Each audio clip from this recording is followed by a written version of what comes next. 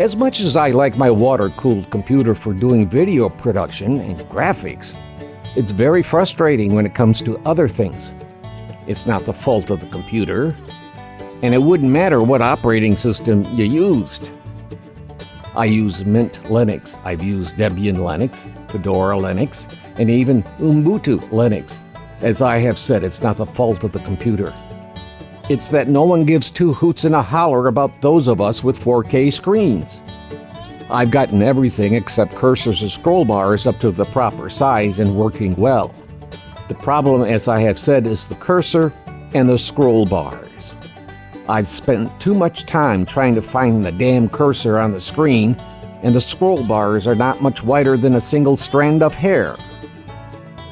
I have written Mint in many of the software groups to address this issue. They don't seem to care, which means I hold back my dollars. With Linux, you vote with your dollars to support the making of upgrades. So let's do a talk about on how I solved the problem for writing my epistles.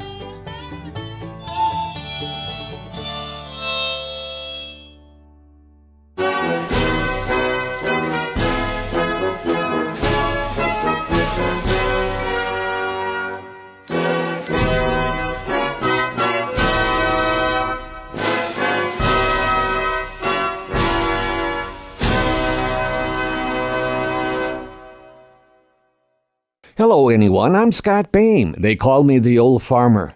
I'm not kidding about micro-sized cursors on a 4K screen. This is what the cursor looks like on the video editing software I use. It's called Kdenlive, and I believe they have a version for Windows but not Apple. I had to reshoot every photo because I could not find the cursor on the photo. My backup video editor is OpenShot. Sometimes for special effects, it might be easier than Kdenlive for producing an effect. OpenShot, I believe, has an Apple version, but not a Windows version. Next is Audacity. This is the software I use for audio editing. I've used this software for about 40 years. I believe they have Windows and Apple versions. If you understand audio, you can do amazing things with it. The next software I use is LibreOffice or OpenOffice. This is what the cursor looks like, and I spend more time finding the cursor than I am creating verbiage for my epistles. I believe both Windows and Apple versions are available. The last software I use to create graphics is GIMP. It stands for GNU Image Manipulation Program. The GNU part stands for General Public License. It's its own operating system that most times sits inside of Linux and has most of the free software found with Linux.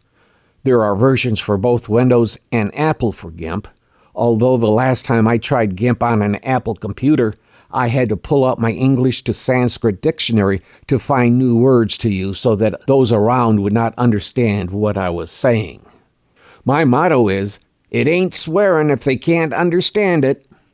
Let me remind everyone that most Linux distributions or versions are free, as well as the software.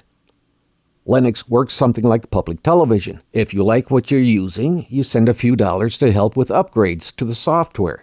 It works well and is a far superior system than either Windows or Apple. Anyone saying otherwise has not used Linux recently. How good is it? Linux is the operating system that is running the World Wide Web and most of the computer servers for banks and large institutions, as well as businesses and government. It looks like Windows is starting to sneak some Linux into their code. To solve my problem for creating my award-winning epistles, I brought out an old Debian Linux laptop to create my verbiages. I can see the cursor, but I had to turn off the touchpad because it was bouncing me all over the page, and if I had more than one document open, it could even bounce me to another document, so I turned it off. That meant I needed a trackball. I know most folks use a mouse. I prefer a trackball because I don't have to move it around on a surface. Now the problem is, if I have the laptop on my lap, where do I put the trackball? I did some woodworking measurements to see the size table that I would need while still sitting on my lap. I cut a piece of 1x12 pine to these dimensions and tried it out for a couple of weeks. It worked great, and I didn't feel any frustration because of the size I had cut. Now it's time to make this little puppy look a bit more purty than a raw piece of planking. I wanted to make a sample tray and use pine, and I cut a 2x4 to create the prototype trim. There is a good-sized bow in this board, so I did a little planing on both sides to remove most of the bow in the wood. As I putzed along, it appears that the board is continuing its curling into a macaroni shape. I took some 2x4s and cut them down for trim pieces to go around the edge of the board. I hollowed out the centers so that I could slide them into place, and when sized properly, tacked and glued them into place. I sanded the pieces instead of trying to sand the completed project. Some of it was hand sanding, and other places I used power tools to do the job. When everything was nice and smooth to about 400 grit, I melt some beeswax with mineral spirits, then I let it cool. I applied several coats, letting it dry, and then buffed between 3 coats. It was silky smooth without being slippery. Afterwards, I applied some hard wax, then buffed.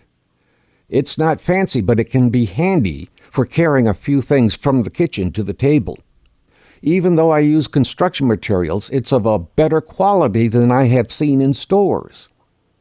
The goal is to make one out of maple and use a smaller size trim to edge the tray. Most times I don't make a test piece, but this time I'm glad I did. This is a nice remedy to have a computer station sitting on your lap. It keeps the heat off your legs and provides for a nice area to work that is portable. This tray can be made to the size of your laptop or for anything else you can think of, such as a TV tray, or to serve someone who is relegated to a bed. By using groove cuts or dado cuts to the trim pieces of wood, it creates a solid bond that is sturdy. Yet since the board is still warping more than before, I had to increase the size of the dados and grooves. The board is floating inside the frame so it can move as needed to adjust for moisture content. The nice thing about writing using a laptop is that it's easier to see everything, and in most instances is an on-the-go kit that makes it possible to write just about anywhere. The tray adds stability and keeps the laptop heat off my legs.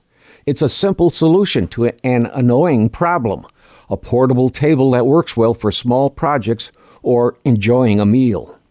I was going to make one out of a larger piece of pine, but decided that I would try making a tray out of better prized woods and having it become an heirloom.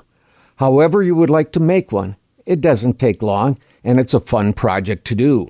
I will leave this one in the sun so that it'll become a nice golden brown. After taking care of a few other things, I will be back making the tray out of maple. Before we go, it's important to quickly mention for all who are visiting to subscribe, ring the bell, leave a comment, and share with friends and family. Now for the most important part. Thank you to those who have subscribed. Thank you. And yes, thank you to those who are visiting. We value you too. We're trying to reach 1,000 subscribers so that we may receive a pittance from YouTube to cover expenses. We replaced one camera, tripod, and bought a water-cooled editor for video production, plus all the tools we review. So if you could help us reach that 1,000 subscription point, thank you. Well, this is the old farmer Scott Boehm. Be well, be safe, and be kind to someone. Don't forget to click like and click subscribe on the Old Farmer YouTube channel. And thanks again for watching. Bye.